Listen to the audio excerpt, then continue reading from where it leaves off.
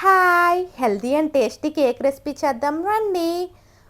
First half cup curd, 1/4 cup butter, 1 cup jaggery powder వేసి బాగా mix చేయండి. ఈ బటర్ ప్లేస్లో మీరు కావాలంటే సన్ఫ్లవర్ ఆయిల్ యాడ్ చేయొచ్చు. హాఫ్ కప్ గోధుమ పిండి, హాఫ్ కప్ రాగి పిండి, 1/4 cup cocoa powder, half spoon baking soda, half spoon baking powder వేసి బాగా మిక్స్ చేయండి. మనం మిల్క్ కొద్దిగా యాడ్ చేసుకుంటే మిక్స్ చేయాలి, లంప్స్ లేకుండా. ఇది బాగా మిక్స్ అయ్యాక మనం బేక్ చేయటమే. నేను బేక్ చేయటం కోసం ఓవెన్ లేకుండా బేక్ చేస్తున్నానండి.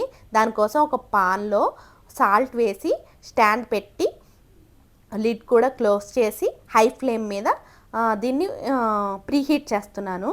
ఈలోపు మనం ప్రిపేర్ చేసిన కేక్ మిశ్రమాన్ని ఒక టిన్లోకి తీసుకోండి.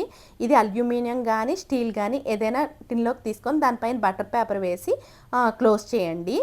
ఫస్ట్ 5 మినిట్స్ హై ఫ్లేమ్లో కుక్ చేయండి. తర్వాత సిమ్ టు మీడియం ఫ్లేమ్లోకి పెట్టి బేక్ చేయండి. ఒక టూత్పిక్తో చెక్ చేస్తే టూత్పిక్ అంటుకోకుండా వస్తే కేక్ రెసిపీ రెడీ. దీనిపైన టోపింగ్ కోసం 2 చాక్లెట్స్ తీసుకొని మెల్ట్ చేసి కేక్ పైన స్ప్రెడ్ చేశాను అండ్ చాక్లెట్ సిరప్తో డెకరేట్ చేశాను. అంతే, healthy and tasty chocolate cake ready. ఇందులో ఎగ్ కానీ మైదా కానీ షుగర్ కానీ వెనిలా ఎసెన్స్ కానీ లేకుండా మనం కేక్ రెసిపీ చేసాము. ఓవెన్ కూడా లేకుండా ఈ రెసిపీ చేశాను. టేస్ట్ అయితే చాలా బాగుందండి.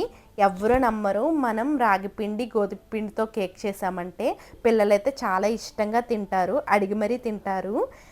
రాగి గోధుమ పిండితో ఇలా కేక్ ట్రై చేశారంటే మీరు మళ్ళీ మళ్ళీ కేక్ ట్రై చేస్తారండి. ఇలాంటి హెల్తీ రెసిపీస్ కోసం నన్ను సబ్స్క్రైబ్ చేసుకోండి. కేక్ అయితే స్పాంజీలా చాలా బాగా వచ్చిందండి. మీరు కూడా ట్రై చేయండి. టేస్ట్ అయితే సూపర్ ఉంది.